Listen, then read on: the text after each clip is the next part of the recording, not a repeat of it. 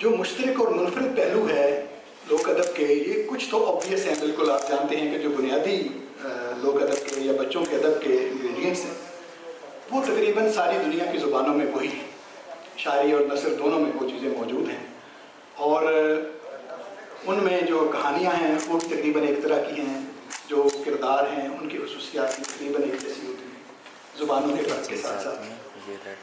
تو میرے خیال میں کریکٹرز کیسے ہوتے ہیں، ان میں جو نقطہ نظر ہوتا ہے وہ کیسا ہوتا ہے۔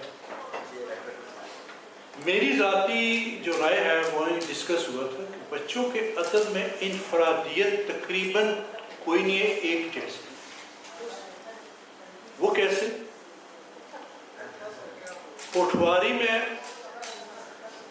لوری سناتے ہیں بچے کو، اور اسی لوری کے مختلف انداز ہیں،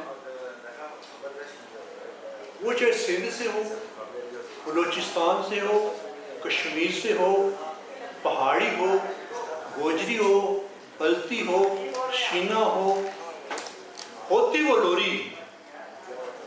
ایک دوسرے کے لیے لازم اور مظلوم ہے اور ایک دوسرے کے بغیر نامکمل بھی ہیں۔ ان کا جوڑ فطری ہے۔ ہم یہ کہہ سکتے ہیں کہ ادب ہمارے معاشرے کی ایکس رے مشین ہے، بلکہ معاشرے کا دل بھی آپ اسے کہہ سکتے ہیں۔ ہم یہ بھی کہہ سکتے ہیں کہ ادب معاشرہ ماں اور بیٹی ہیں، یا ماں اور بیٹا بھی آپ اسے کہہ سکتے ہیں۔ معاشرہ اگر ماں ہے تو ادب اس کا بیٹا ہوگا۔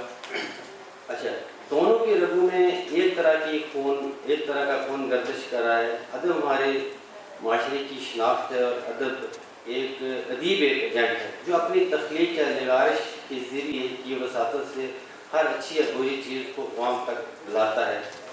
جو شہروں میں آ گئے ہیں لوگ، وہ اب ایپس پہ چلے گئے ہیں۔ یعنی اگر آپ نے پہاڑی زبان کو زندہ رکھنا ہے تو آپ سوچتے ہیں کہ آپ نے ایپس بنانی ہے، اور جب آپ ایپس بنائیں گے تو وہ لوگ تو محروم رہ جائیں گے کیونکہ ان کے پاس انٹرنیٹ نہیں ہے۔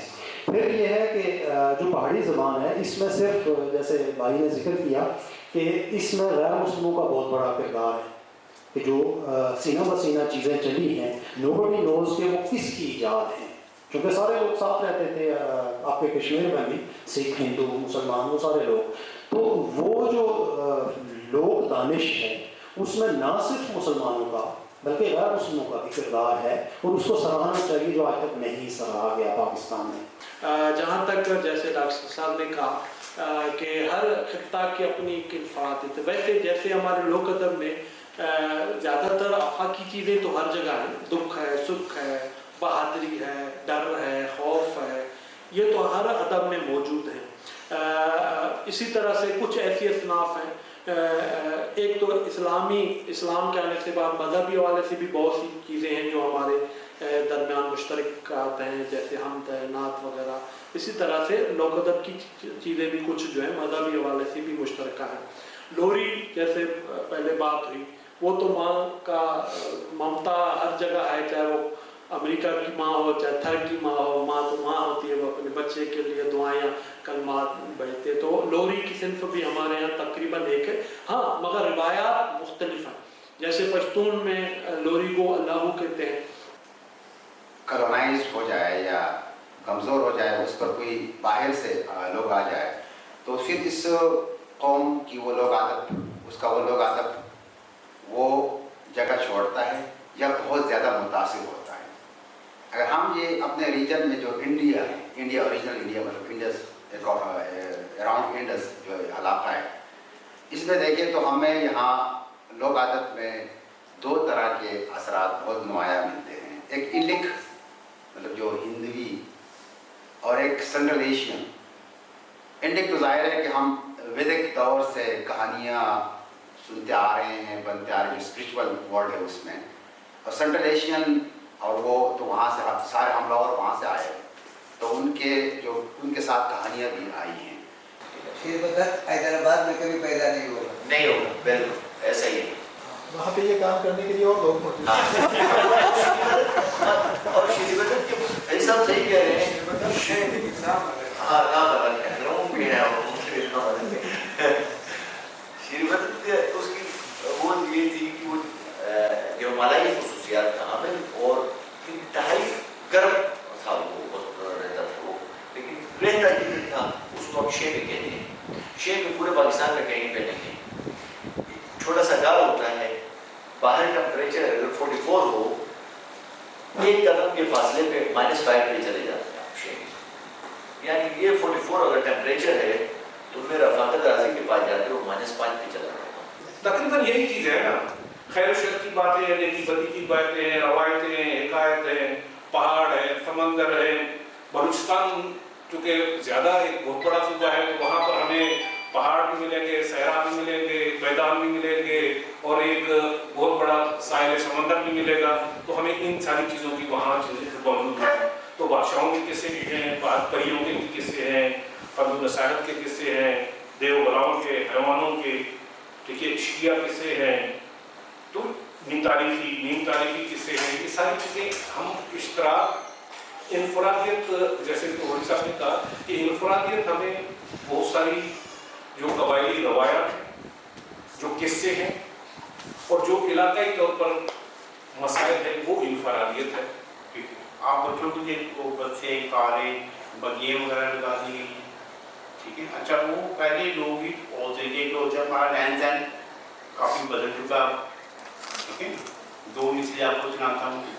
बच्चा कहता है कि मेरे तो पहले मादी कोदी मेरी बाजी आई, उसका मुकड़ा देख के माँ ने पहली जोड़ी गाई, पेट घुलौने वड्डी होई ओटी रता को आई, निके निके हाथ जोड़ के मैनू तद ले आई।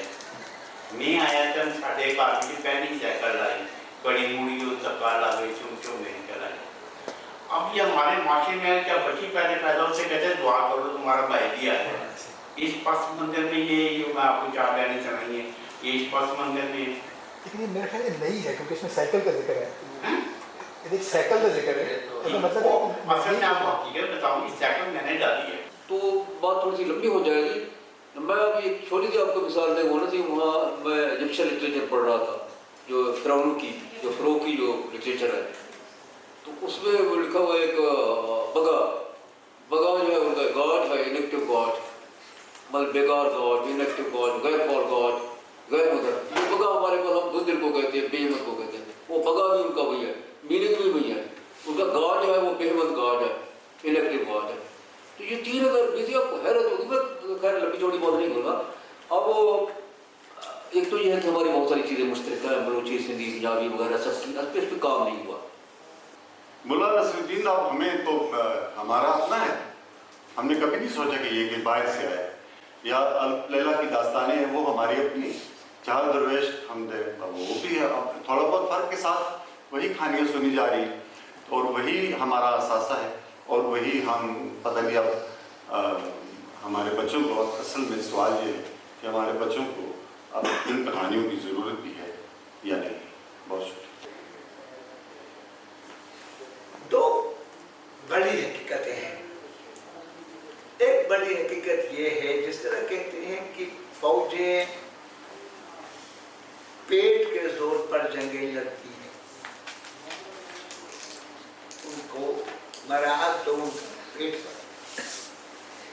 बिल्कुल इसी तरह कौमें, जब कौमों का पेट भर जाता है, जब उनकी तमाम ज़रूरियात पूरी होती हैं, तो फिर वो अपने फोकलोर, अपने कल्चर, अपने इन्वायरमेंट, इन चीज़ों पर वो फोकस करती हैं। आप अगर दुनिया की तारीख देख लें, अमेरिका ने, ब्राज़ील ने, ऑस्ट्रेलिया ने, जापान ने, चाइना ने पहले अपनी मईशत दुरुस्त की, अपना इंफ्रास्ट्रक्चर ठीक किया, अपनी जो बुनियादी बेसिक ज़रूरियात थी सबको पूरा किया। यहाँ तक कि उन्होंने स्पेस टेक्नोलॉजी में भी काम शुरू किया।